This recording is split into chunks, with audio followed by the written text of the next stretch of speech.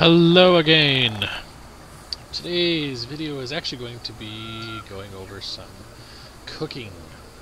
So when my daughter was up here visiting, one of the things that I had wanted to do was teach her how to make the onion dip that I make. When we've gotten together with her in the past, we've brought extra portions to give to her, and it's something that she had enjoyed, so that was something she mentioned. But because of the shortage, the vacation being cut short, we ended up not having time. So this is actually a really simple process to make, and the recipe itself is pretty simple. I don't actually start with a given amount of onion.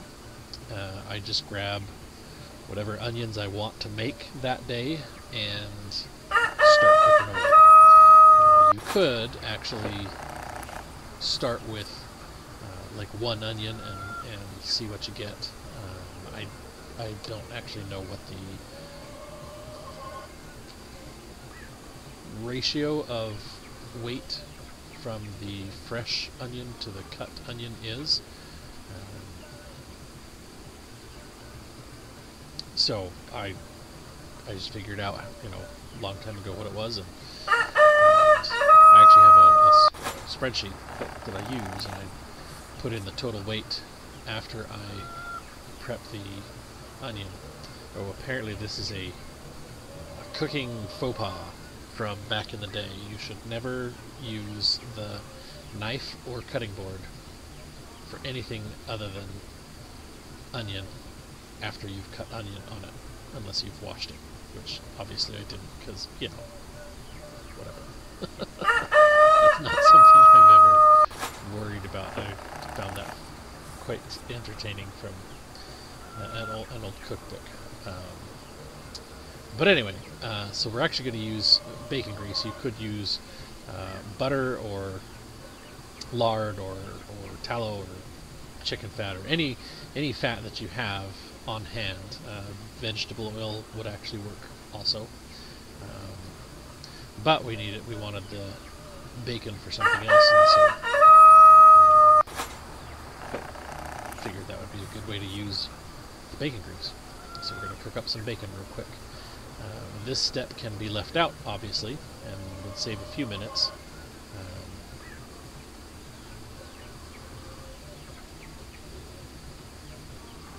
But it's definitely a good way to do it. We actually took, for this particular instance, some of the bacon and we made two batches, one with a little bit of crushed up bacon bits and one normal.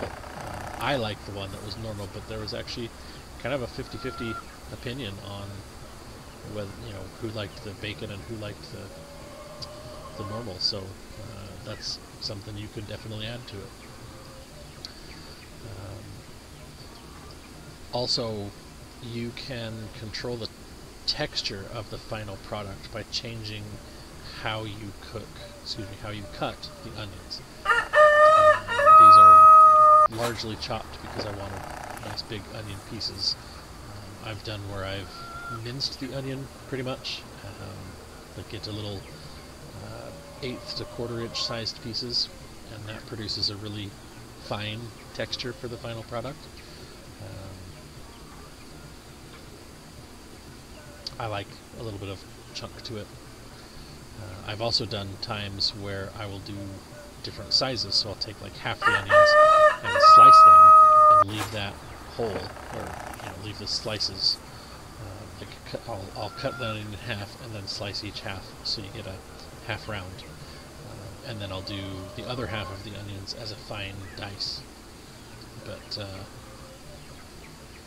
this is the only challenge to doing this. Is the slow part.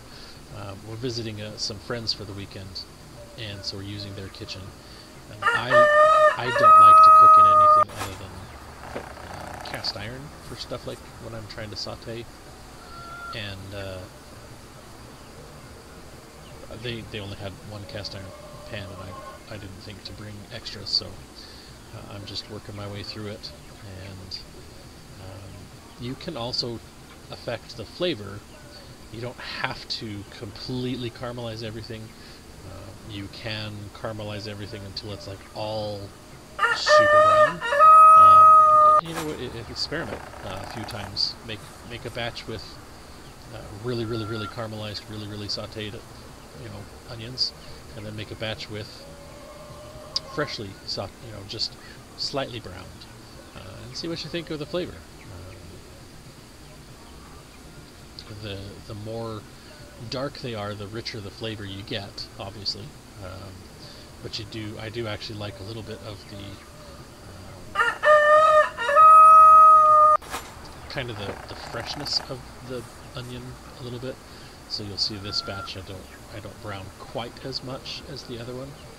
That way there's a little bit of variation there. I like complexity in my flavors, so that's like if I really wanted to go all out, I would have done some white, some yellow, some purple, maybe even some shallots. You can really make this recipe custom to what you want pretty easily. But this is the slowest part, just waiting for everything to saute. You can actually do this in the oven. You can also do this, I believe, in the Good Eats show. If I remember correctly, he actually does it in a electric griddle, I guess, and that's one way to do it.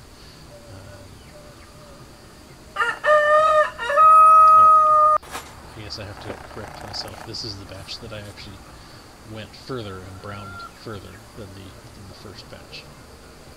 But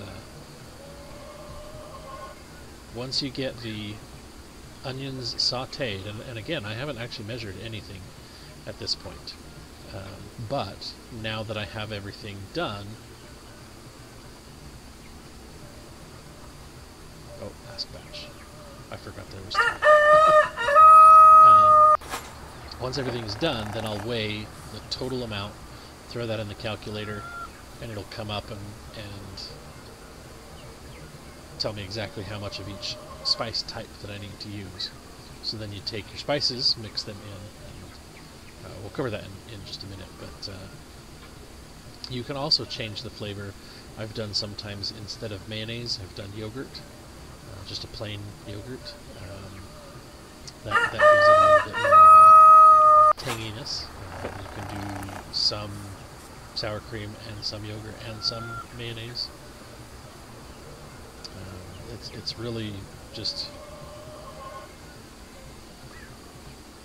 yeah, pretty simple and easy to tweak and adjust. We've tried it with fennel also, and that's actually something that I really like. I think I'm going to try and do a blind taste test one of these days where I add some dried fennel weed and compare that and see which one I like better. I mean, I guess it won't really be it'll be pretty obvious which one. It's not like it's going to be a surprise, or you know, I don't know. Anyway, but all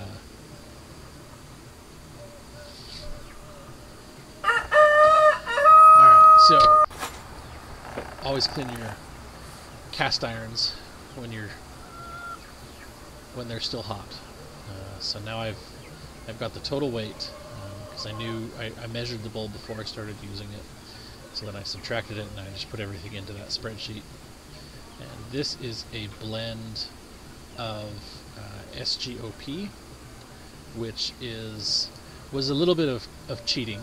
I didn't want to bring the individual spice bottles with us because that's just more stuff to carry, and it's kind of a good thing we did, because we actually ended up forgetting to pack the SGOP bottle and take it home with us. So, you know, that's one of the things that these friends have learned.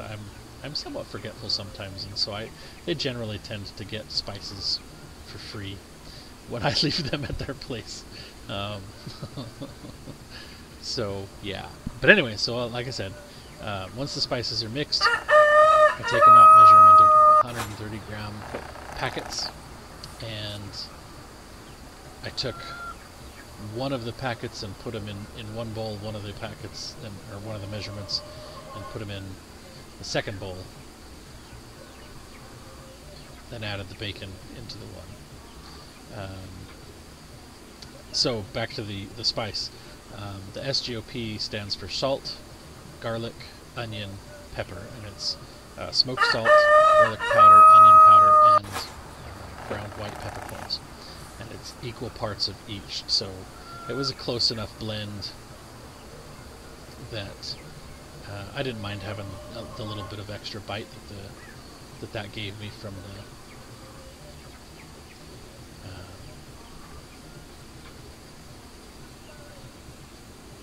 the extra white peppercorn. So that wasn't an issue at all. But then this is the bacon version, and so like I said, I just set some aside, and